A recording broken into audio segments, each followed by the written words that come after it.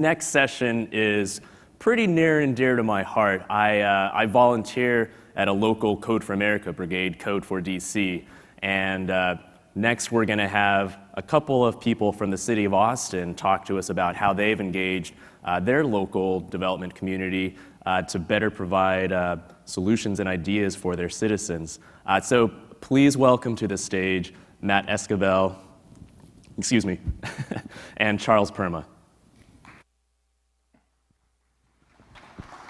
Oh, thank you. Thanks. Let's see where the clicker is. Hello, everybody. My name is Matt Esquibel, and I'm with the City of Austin. And we're going to talk to you today about the City of Austin's open data program, and also some of the things that we're trying to do to make the outcomes of open data be more sustainable. We heard a little bit about app development this morning and about all the different opportunities that data science presents. We're going to talk a little bit about our story. You'll hear where we started, but also where we have come to today, and where we hope to go in the future using some methods that we've learned from industry. So our theme, as you often hear when you talk about open data, is the whole thing about superheroes. And the superheroes I chose to kind of focus on are kind of from the past, but I really identify with these superheroes because I think when it comes to government, we all feel a little bit like underdogs. We are kind of faced with the impossible task, often feeling like we're not empowered and often overlooked by other entities like industry and the community where their interests might be. So I've really liked the picture of underdog, and this is where we're going to start the story of Austin's open data program. Our open data initiative really kind of started as the fallout from a really bad web redesign project. We were running a project, and that's actually where I met Charles. It was like in 2007, and we were tasked with redesigning the city's website. And as part of that process, our leadership was approaching it as government often does and said, we want you to do an RFP, and we want everything to be in that RFP. So we had everything from analytics to design to technology all wrapped in one RFP.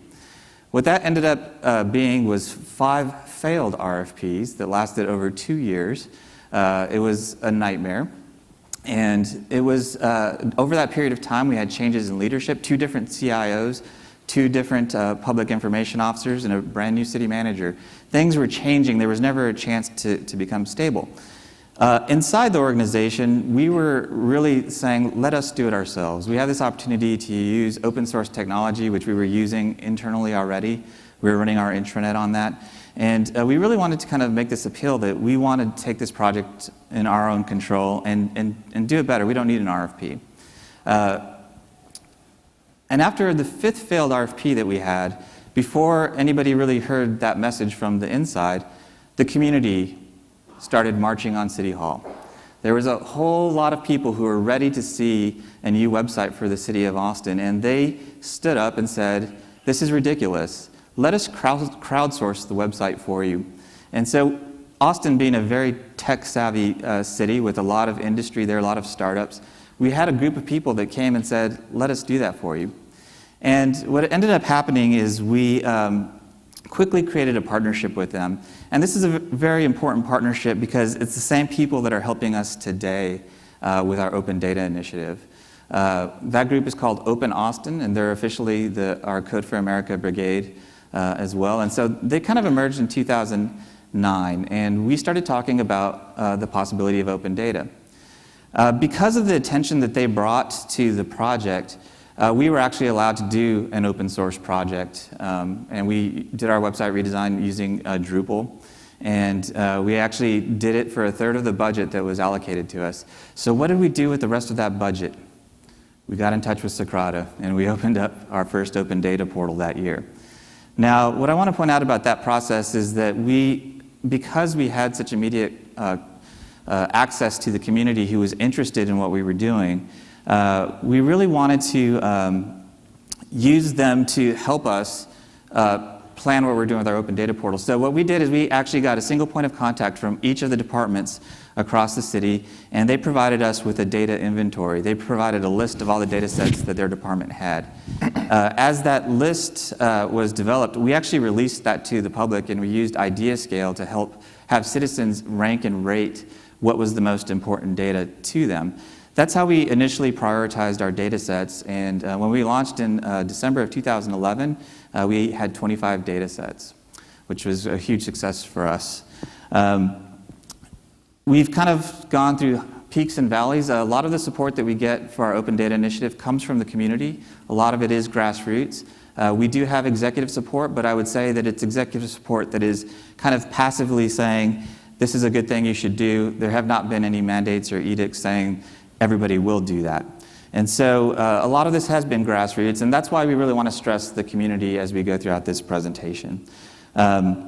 Today we have approximately 287 data sets on our portal. We just recently completed a 90-day initiative, which was a challenge to all departments to participate. I'll be doing a lightning talk about that tomorrow.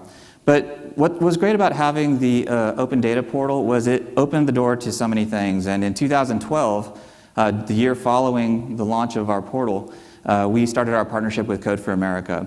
And with Code for America, we had our first hackathons the city has ever participated in. We actually had 3 during that year of 2012.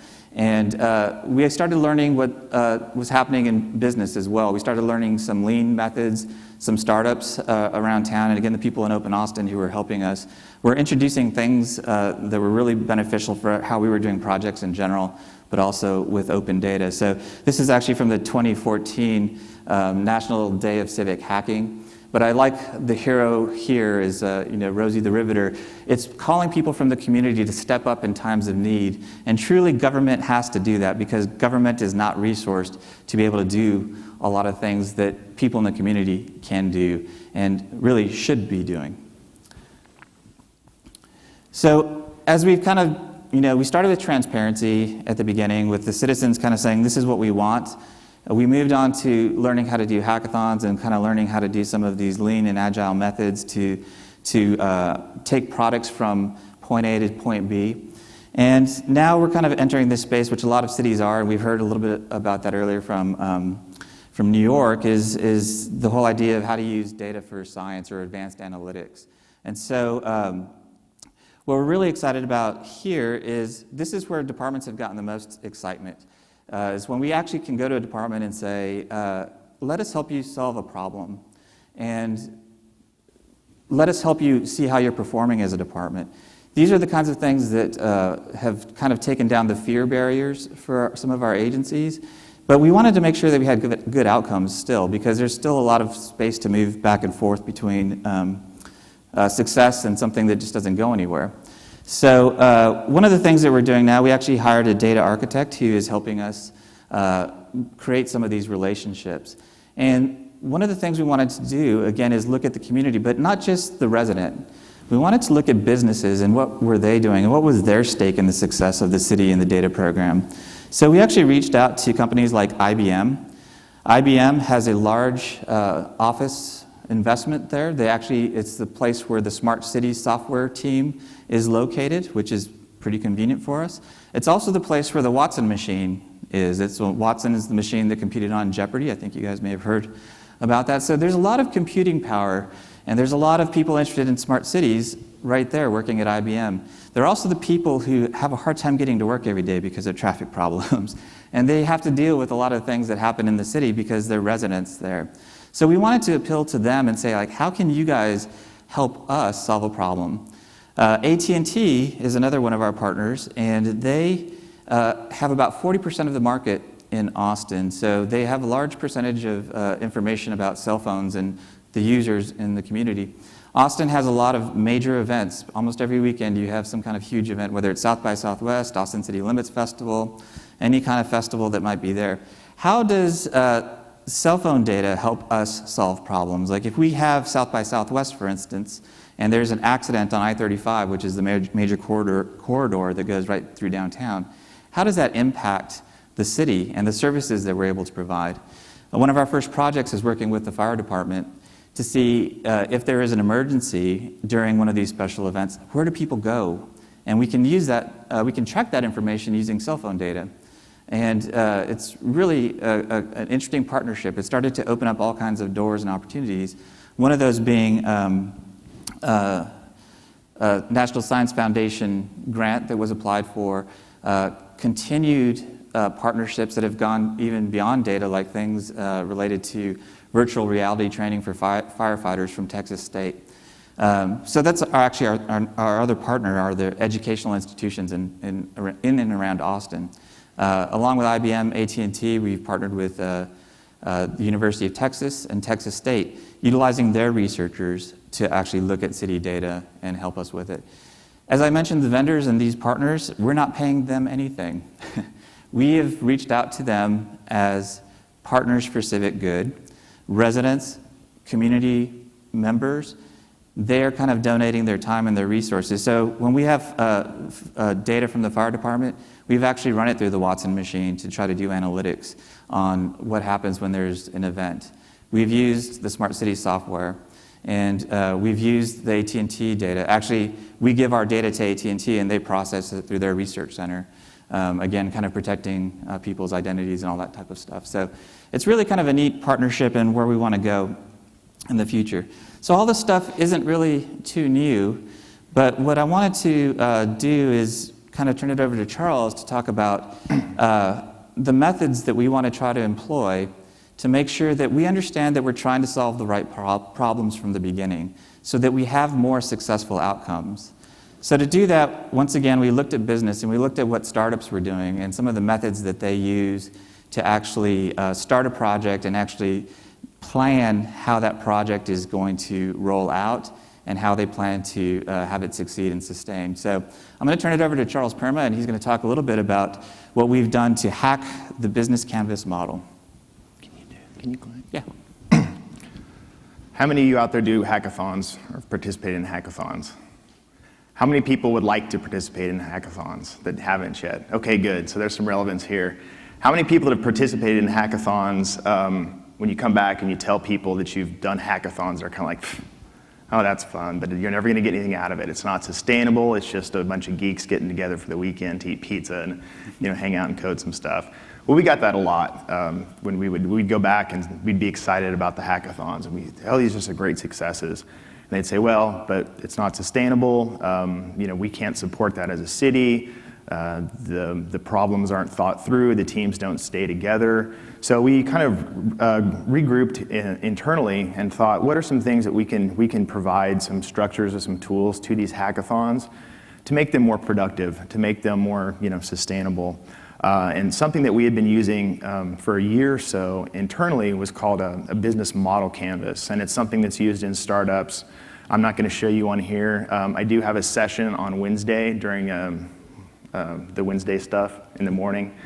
The workshop. We're going to actually be going through one of these canvases. So if you want to know how to go through one of these canvases, I brought posters all the way from Austin, Texas. So we'll do a hands-on sticky note 45-minute exercise to actually teach you how to do these things. So I'm not going to go into it today. But a business model canvas is kind of a strategy on a page type of thing where you can very quickly and easily and in a very visual, hands-on way put together a problem statement and then build a business model around it. So we thought we'd used these a few times internally in the city. We actually ran some kind of Shark Tank exercises with city management to show them different methodologies and different ways of working. So we brought in our folks from Open Austin and we said, hey, we have this business model canvas and we think that if we can use these for hackathons. And they took a look at it. It didn't make any sense to them. It's not about civic good. There's boxes and squares all over the place. And they said, no, we don't want to use it. And I said, wait a minute. Okay, let's not maybe use this canvas, but we're hackers. Let's hack the business model canvas and let's use it, or let's design one for us and design one hopefully that we can then share out to the world. With the idea being that we provide a lot more structure, a better way to team, a better way to provide a nice, clear vision for these hackathon, these civic tech projects. So Mateo Clark is our, what is he called? Captain. Our brigade captain. Yeah, he took the idea back to some awesome designers within Open Austin, Diego Hernandez and Vanessa Clark, and I kind of forgot about it for a week or two. And then all of a sudden I start getting emails of version 1, 2, 3, and it blew me away. Within like a week or two, they had got together, they had turned it around, they did a creative brief and just knocked it out of the park. Very professional product. Can we go to the next one? So it might be kind of hard to see, but again, I'm going to be doing a session on Wednesday where we're going to go through this. But what this provides to the hack teams, again, is a good way to focus them, to get them focused on the problem first. What problem are we trying to solve? And then the solution, focusing on the users. Let's see if I can, yeah. So at the top here is the problem statement. What are we trying to solve? What's the primary challenge? What are the benefits going to be? And then we go down here, we talk about the users and the people that are going to be impacted. Again, try to stay very user-focused. What features and benefits do we think the particular solution will provide? And then talk a little bit about the project. What do we think the solution's actually going to look like? What are we going to create? And then once we get a solid problem statement, we really know who our users are, what kind of features and benefits we're going to provide to them, and then generally what the project or product or solution is going to look like. Then we jump over, and this is kind of more the sustainability part at the back end. We talk about what key activities are we going to have to do to make this successful and make it have a life beyond just a hackathon weekend, right? So key activities. What data do we need to get our hands on? What kind of technology do we need to use? What type of, do we need to get a designer? Do we need to get a UI, UX person in? Partners, do we need to partner closely with the city to say, hey, city, we're going to build this certain thing. Is this something that you guys can use? Businesses, universities, as Matt mentioned, really think strategically about who you can partner with on your projects. And then some key resources to complete the project and just start thinking about where you're going to need help down the road. So how this works, and let me give you the address here. So this is available on our GitHub. So if you go to the City of Austin GitHub page, there's a PDF of this. There's also an Illustrator file so that you can get this on your own. So if you go to the City of Austin GitHub page and you look for Civic Tech Canvas, you should be able to find this. So you can take this, use it, iterate on it, do whatever. A plan is to make kind of a nice, easy app for this one of these days. And I'll also share that back out to the community. So how this actually worked is before we had a National Day of Hacking event that cities across the country participate in. We had an event before that we called the Civic Hack Summit. What we really did there is we encouraged non-traditional type, not coders, programmers, just people that had an interest in their community, people that had problems that they wanted solved, and we brought them in. So we had more of our traditional hacker type of people, and then we had your regular resident citizen who had problems, wanted to participate, was just curious about a hackathon. What is this thing?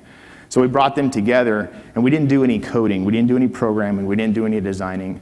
The whole day was really just talking about the problem statements and the users, and really talking about how whatever project or app or whatever we're going to build needs to have a solid foundation. So we had a few kind of keynote speakers to open up the morning, and then I presented the canvas to everybody, kind of generally taught them how to do it. It's really easy, you just sticky notes on a poster, anyone can figure it out. And then we had project champions get up and kind of pitch different projects that they wanted to work on, different problem statements. And then the teams kind of self-formed based on their needs and their interest. And then every team, there's probably about 4 or 5. Do you have a picture? Sorry. Oh, yeah. Actually, this might be the old version. Okay, don't have pictures, sorry. And then we broke out on the room, broke out in a big room kind of like this, and just put these canvases up all over, gave Sharpies, sticky notes out to everybody, and really gave people quite a bit of time to gel around the canvas, really talk about the problem, and then debate about the problem, really talk about who the users are, go through the canvas. And it was a great event. You'd imagine people coming together and almost throwing them into a new business, right? It's like, okay, now pretend you're a startup now, and here's your team, and this is the problem, this is the solution you're building towards. And in in an hour or so, almost every team had a really, really well done, thought out business canvas, and then at the end of the day, presented those out to the team, pitched those back out to everyone in attendance. So everyone had a really good idea of what the projects were. They had a really good idea of who they needed to include. They had a really good idea of what data sets they needed, maybe who at the city that they needed to talk to. We were there to make those connections as well. But again, we didn't do any coding, any hacking, any programming at that event. So this event was almost a prerequisite to the big hackathon that we had a few months later. So the projects that were here then kind of got almost immediate acceptance into the National Day of Hacking that we had. And we can't contribute all the success to this kind of this pre-work, but we did feel that we got a lot of great feedback saying, especially from the non-hacker types, this was awesome, now I understand what you guys do, I can be included, I'm gonna come to every single hackathon now. I may not be a coder or hacker or designer, but I'm a citizen, I have good ideas. It really increased the kind of the diversity and the types of folks that come to our hackathons now. We had 83%, I think, of the projects that were initially pitched actually make it through to the end of the weekend-long hackathon, which was like 20 or 30% increase in successful projects. We had over 2,000 people hours put in over the weekend on the hackathon. We didn't hardly see any attrition. A lot of times you'll see people show up a day or two and then leave. But you saw teams sticking together, and I think something like this provides a nice framework and some glue to your hackathon events. What's our next slide? Partners. So beyond hackathons, we also, as Matt started to mention, we have a lot of nice partnerships that we've had for the last few years, and then some that we're really starting in the last year or so. Matt mentioned the businesses, the educational institutions. We're now starting to talk with surrounding cities. So we have a very initial collaboration going with Dallas, Houston, San Antonio, Fort Worth. And we also are trying to bring these ideas to them, because we're a little ahead of them when it comes to the hackathon event and citizen engagement. So they've been very interested in what we've done. So it's nice to kind of help back, contribute back to the community and help others. Some advice that I'd give is it's nice to have executive leadership, but don't wait for it. Just go out and do it. Find things like this that are simple, that are easy, and just try them out, experiment. If they work, iterate on them, spread them out. Definitely get community members willing to go talk to their council members or however your government's structured, and say, we're working closely with people within the city, and they're using these innovative, methods that they use in businesses to really prop up the projects that they're working on. And that leadership and that executive support will come. If you don't already have it, that's how you kind of get it, is you've got to lead by doing. You've got to try to do things that are very, very practical. Don't go out there and try to reinvent, revolutionize the world. But if you start practical, but build on it, think big, scale fast, that type of idea. We intentionally tried to leave some time here for questions, because I didn't want to go through that project canvas all the way, but if in this session, because I have an in-depth one on Wednesday, but I did want to leave some questions for people that aren't going to be able to make it to the thing on Wednesday. So is there any questions for either for Matt or I? I think there's mics on the side, or I can listen really hard and then repeat. Have you found any success in having your projects used by other cities? Like the hackathon projects? You come up with code, you come up with an application. Like reused? Not yet that we're aware of, but what we're starting to see is that more of these applications are actually going into production. And I think that's one of the things that we saw at hackathons is like after that hack period was over, we never saw it again. So Open Austin does have its own GitHub code repository where they're posting all of their code.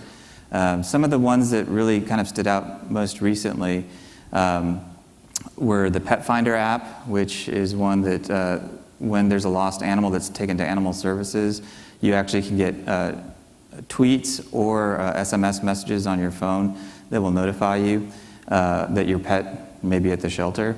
It's really a great one. It's kind of simple in a way, but in another way it's really great in that it really helps owners and pets reunite, but it also helps the animal center process animals more quickly. Those who have homes can get home quicker, and those in need can really get help. But that was one of our first examples of a project that was tried before, but because it wasn't well thought out, it didn't go through this type of process, didn't actually sustain, kind of withered away. And so we're starting to see more of these apps pick up. As a result of the ATX Hack for Change event that Charles mentioned, we now have our parks department working on a video game related to the parks offerings, like all the different services that they provide. There's 2 or 3 other projects that are still being worked on today that are taking that step towards production, which we didn't have before. And all that code will be available on Open Austin's GitHub. Any other question? Up there.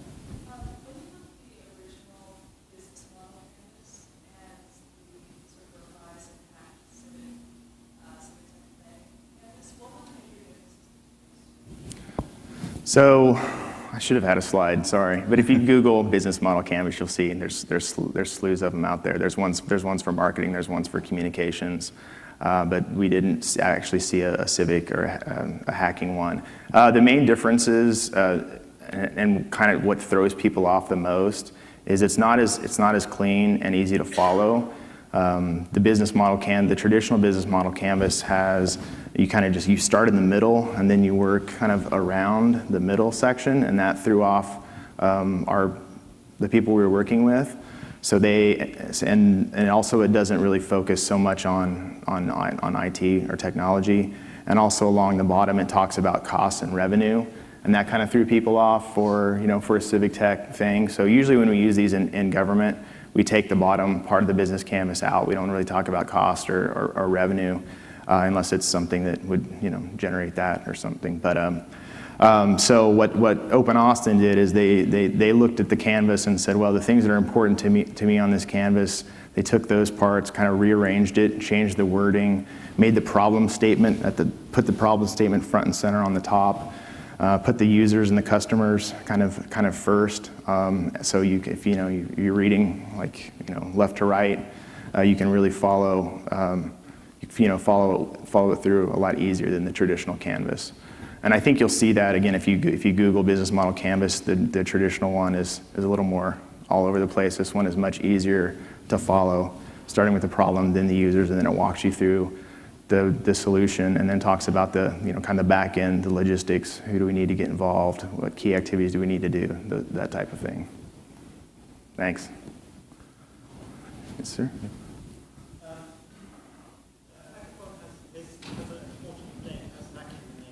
Mm-hmm. Generally scheduled non-coders. How did you get the non-coders to the most people?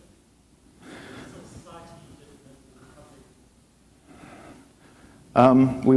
We have an innovation office at the City of Austin, and they have a lot of great connections with various groups throughout the community. We use them to kind of help promote the hackathon and tell people that it's not scary. It says hackathon, but we really want people that want to hack processes in government and ideas and just make things better. So we used all the connections that Matt and I have had. We used Open Austin. We used our innovation office. I would say generally word of mouth. We had a website that we tried to make very user friendly. And hey, this is something we welcome all. We're not gonna be too weird and geeky and scare people off. So we tried to put a very friendly approach, very inclusive approach out there on our website. And I think what's kind of cool about Open Austin, and I'm not sure if it's different from other Code for America brigades or hacking groups, but it's not solely focused on hackers. Their membership actually has kind of two different interests. One is the technical, and the other is policy. So we actually have a lot of people who are representing nonprofits, who are representing small businesses, who are interested in the technology that's happening at the city as well, but on the policy side. And so that actually is a pretty good network too, because it doesn't go to your traditional hackathon sort of people. It's really looking at just kind of how technology affects the community. And so that was a really key distinction for us to make sure that we got a diverse group of people in the room. And we had a site up too where people could propose their projects, and that was also helpful because we got a lot of people going to that site and saying, oh, these aren't IT projects. This is a project to more of a design project, or this is more of we had a project that came in that was a blanket for warming premature infants that had a smart technology attached to it. So once people saw, we had these projects front and center, it's very visible that they weren't all geeky, high-tech, apps and stuff, but there was even, hands-on creative stuff, or take this binder and turn it into a success, more of an easy-to-use, application, or hack this process. So we tried to make it clear that all the projects that were going to be going on the weekend, they weren't all IT, but there was all kinds of different things. Yes, sir.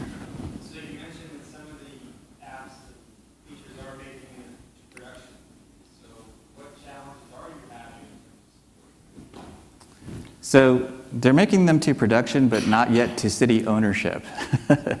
And we still face that challenge, and I think a lot of cities probably do. While we have some open source capability, we don't have a lot of depth in that area. And as you all know, when there's a hackathon, nobody's going to go there and code in .NET. And typically, city governments are more prepared to do that. So what we're doing is Open Austin is actually hosting some of these applications. And in some cases, some departments have taken ownership. One of the apps that actually started with Code for America but was handed off quickly was our ATX Floods app, which is actually a very important community-developed app in that, in fact, when we came out here on Saturday, we had a huge rain event, and we always have low water crossings that get flooded. This app is featured on the news. It's used at our emergency response center. They have it on a big screen just like this that shows where all the low water crossings are. So that's probably our biggest success story of something that was community developed. But the department that took ownership of it actually had the skill set within their department, so it was rare. And we're trying to figure out how to make that piece sustainable. When can something that's community developed become part of the portfolio of the city? And I'm not sure that's always going to be practical or maybe always the best solution, but we need to figure out, based on kind of what the benefit is, what that looks like. But I really love that example of the ATX Floods app, because I think that's one that really clearly demonstrates how you take data that's on the open data portal, started with community app developers, and was quickly transitioned to ownership by the department because they saw the value in it. So that's a neat model that we want to see how we can replicate that with some other apps. I'd like to turn that question around to the audience. Has anyone figured it out? We'll take notes. Okay, let us know. Tell us afterwards.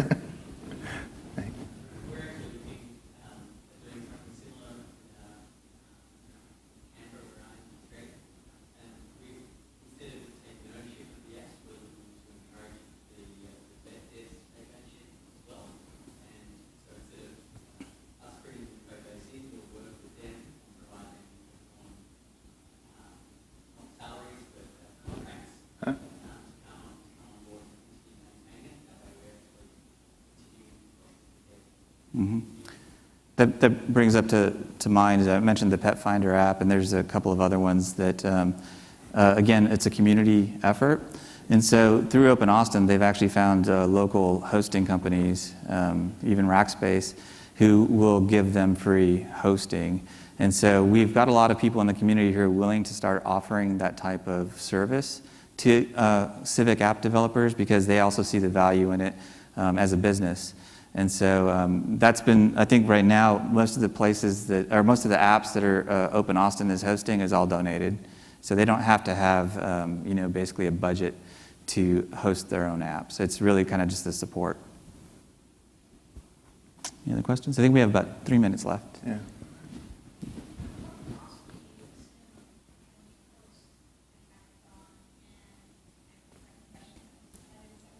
Sure.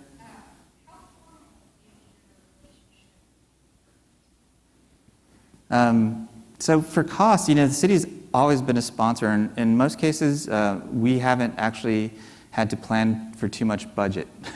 We have a lot of city facilities that we can offer for hackathons, places that have Wi-Fi, have the space that people might need for that type of event. Again, we go out and solicit local partners. I think every hackathon we've had, all the food has been donated by local businesses. The Code for America Brigade does have a small stipend that they get for Code for America for these types of events, and they use that like for the T-shirts and the swag and stuff. So from the city, Ask Socrata. yeah, Socrata is another one who's also helped us in the past, provide a little extra budget to help us put our events on. And so from the city's perspective, we actually haven't spent any money on hackathons directly, except for, like I said, facilities and things that we kind of have sway over already. And I'm sorry, what was the second part of your question? I was just curious, from a government perspective, how formal is the relationship? Gotcha. It's not very formal at all. Like I kind of alluded to earlier, one of our strategies was to appeal to their willingness to do civic good for the community that they do business in. We don't have any contracts or any memos of understanding or any of those types of things. It's really been largely on the goodwill of the people who we've made contacts with. And I think the fact that I mentioned we have a data architect, his name is Ted Lair, and he's really good at keeping momentum going with these partners. We also, I guess, kind of want to make sure that we highlight the good stories so that they see a clear benefit in what their participation brings. Another thing that we've kind of highlighted to some of these businesses like IBM and AT&T is that they gain valuable knowledge by working with the City of Austin that can help them improve their products. And so their incentive level remains high without us having to be too formal with any kind of bureaucratic sort of agreements or legal agreements or anything like that. It really is almost like a hackathon taken into the organization, but it's sustained through these continued meetings that we have. We've been doing that for about a year now, and we really are only seeing greater momentum. There likely will be a time where we will have to formalize, as things start to grow and maybe a project maybe has a bigger impact or money gets involved. I mentioned grants. As that stuff starts to happen, you're probably going to need to see more formality introduced, but so far it's been pretty loose, and I like it that way so far. How are we doing? It looks like our time is up. But we thank you very much for joining us, and happy Socrata Summit to you all. Thanks.